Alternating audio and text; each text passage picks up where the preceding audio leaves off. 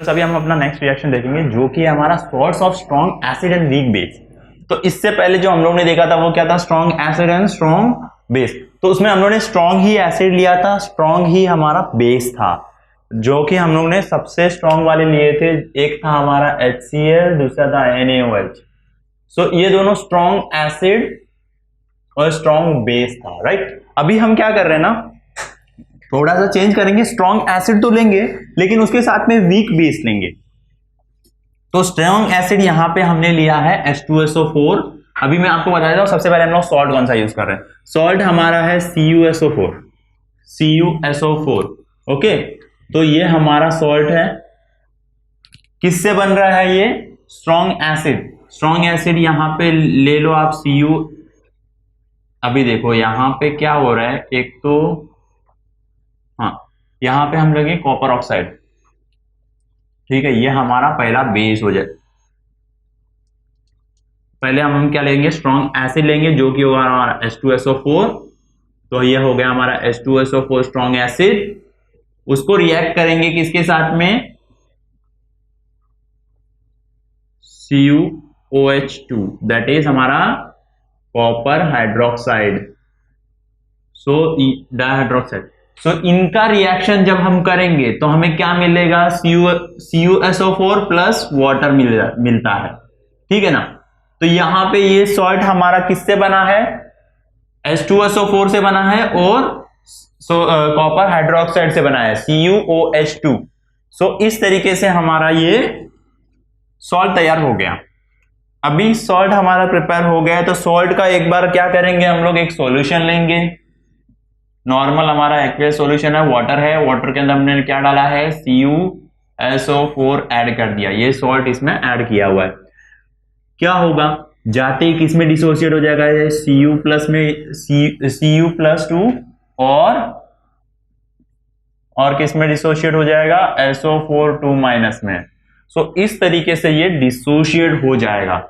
यहां पे एक बार डिसोशिएट हो गए तो हमें क्या मिल रहा है, यहां पे कैटायंस और एनायंस मिल रहे हैं। अगेन सेम क्वेश्चन आ जाता है। क्वेश्चन में ये सेम क्वेश्चन क्या आ रहा है हमारा, कि क्या ये कैटायंस और एनायन वाटर के साथ में रिएक्ट करेंगे क्या। तो मैं यहां पे आपको बता देता हूं कि यहां पे जो हमारा SO4-2 जो है, इसकी कोई टेंडेंसी नहीं होती, no tendency to react with water.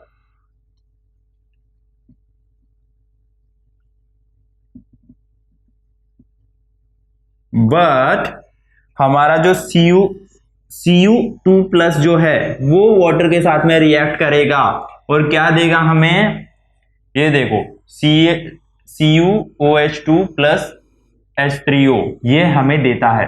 देखो यहां पर क्या हो रहा है ना, ये वाटर के साथ में रिएक्ट होगा। सो CuSO2 हमें दे रहा है, कब दे रहा है, क्योंकि ये Cu2 जो है ना, यहाँ पे Cu2+ जो है ये वाटर के साथ में रिएक्ट करता है। हम इसका अगर 4 मॉलिक्यूल अगर वाटर के साथ में ले रहे हो तो 4 मॉलिक्यूल में से क्या होगा, ये हमें देगा CuOH2 प्लस H3O, बहुत सारे आयंस रहेंगे। जब एक्सेस में ये हमारे आयंस मिल जाएंगे तो CuSO4 जो है हमारा सॉल्यूशन ये एसिडिक हो जाता है। मैं आपको बताता हूं एक्चुअल में होता क्या है। सबसे पहले क्या होता है कि ये हमारा जो सॉल्यूशन होता है, Cu जो वाटर के साथ में रिएक्ट करता है ना, वाटर के साथ में जैसे ही रिएक्ट करेगा तो ये बनाएगा हमारा CuOH, ये बना देगा। जब जैसे ही इसमें एक्सेस में H3O ऐड हो जाएगा, एक्सेस में होने के बाद में ये क्या होगा, हमारा ये जो सॉल्यूशन है ये हमारा टर्बिड सॉल्यूशन बन जाता है पूरा।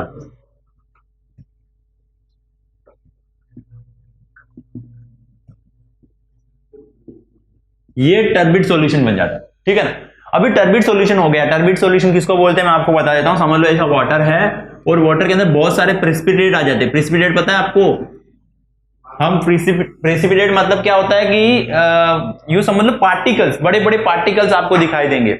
जब आप वो सॉल्यूशन देखोगे ना तो उसके अंदर आपको क्लियर सॉल्यूशन नहीं रहेगा। फॉर एग्जांपल अगर मैं आपको बताना चाहूं तो यहां पे ये क्या, ये क्लियर सॉल्यूशन है आपको, इसमें कुछ भी पार्टिकल्स नहीं है, कुछ भी पार्टिकल्स नहीं है, इसलिए क्लियर सॉल्यूशन है। वही अगर इसमें कुछ पार्टिकल्स रहते तो ये क्लियर सॉल्यूशन रहता था क्या। फॉर एग्जांपल अगर आप एक वाटर ले लो, वाटर के अंदर बहुत सारा आप अगर ऐड करोगे वाटर के अंदर सॉइल ऐड कर दो, तो सॉइल ऐड करने के बाद में आपको क्लियर दिखेगा क्या? नहीं दिखेगा।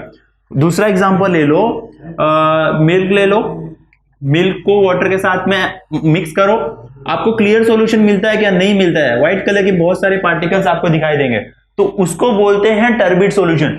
टर्बिड सॉल्यूशन जहां पे पार्टिकल्स बहुत बड़े बड़े होते हैं, बहुत सारे पार्टिकल्स अवेलेबल रहते हैं, तो वो टर्बिड सॉल्यूशन होता है। तो ये हमारा टर्बिड सॉल्यूशन हो गया।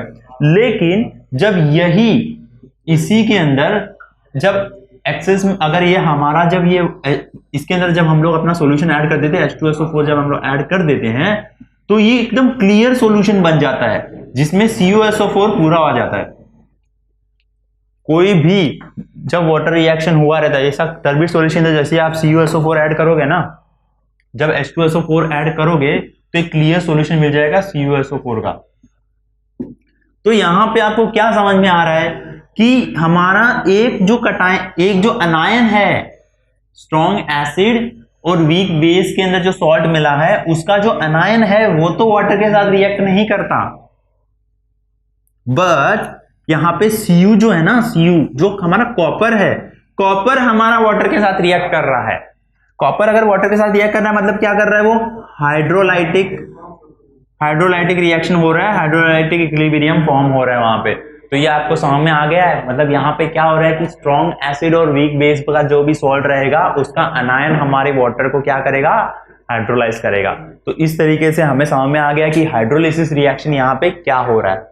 देखो फ्रेंड्स, यहाँ पे एक चीज आपको ध्यान में रखना है कि अगर आपको स्ट्रॉन्ग एसिड और वीक बेस का अगर पूछा जाता है, तो सबसे पहले आपको एक रिएक्शन एक्सप्लेन करना है। ये उसके अंदर आपको बताना कि इसका अनायन जो रहता है, ये देखो मैं आपको क्या बता रहा हूं कि अगर Cu2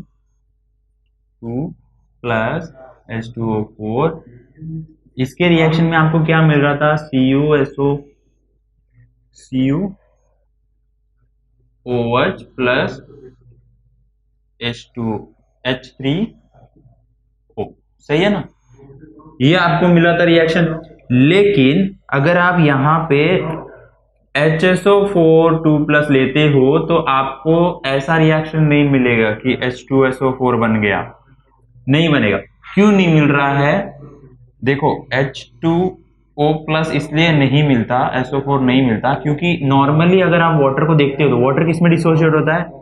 H3O और प्लस H आयन में क्रिएट होता है।